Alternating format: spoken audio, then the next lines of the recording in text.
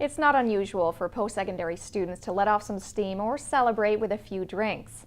But often young adults can drink excessively, especially during milestone events like birthdays or back-to-school celebrations. As many UNBC students enter the semester's first weekend, researchers are reminding students moderation is key. When the UNBC backyard barbecue kicked off Friday morning, many students were likely thinking about brunch instead of beer. But once the hot dogs are gone, many will crack a cold one. Some students will have far more than one drink. You just black out and you just don't know what you're doing, and you make mistakes and you regret stuff, and it's not really worth it. Third-year student Sandro Bravo is getting together with friends at UNBC. They're making plans to go out and celebrate the start of the semester. While he expects to drink less than he did in his first 2 years, Bravo says alcohol is part of life in university. It's a really good stress reliever because exams and all that stuff, and like it just cools you down, and you drink with friends, you meet new people and create bonds and friendships and stuff.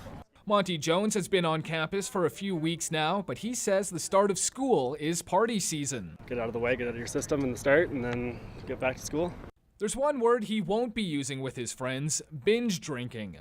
I personally think it's used to scare people. I think if you drink to get drunk, and as long as you're in control, I don't know what you're doing. I mean, people obviously abuse it quite a bit. There's minimum pricing for BC as well. So one UNBC associate professor says binge drinking is when men have at least 5 drinks or women have at least 4 drinks in one session.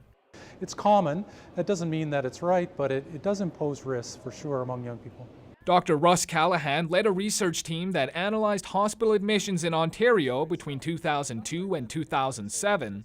The findings suggest young people had more than double the alcohol-related trips to the hospital on the week they turned the legal drinking age. He says similar spikes happen throughout the year. In terms of the orientation week here, there's probably going to be a pronounced increase in high-risk drinking among young people, especially those here at UNBC and other post-secondary institutions.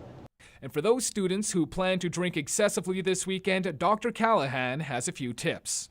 Spacing it out is one thing. Having a friend that has their best interests at heart to keep them safe. Also take an extra $20 in their wallet for taxi fare. Something new this year for penny-pinching students.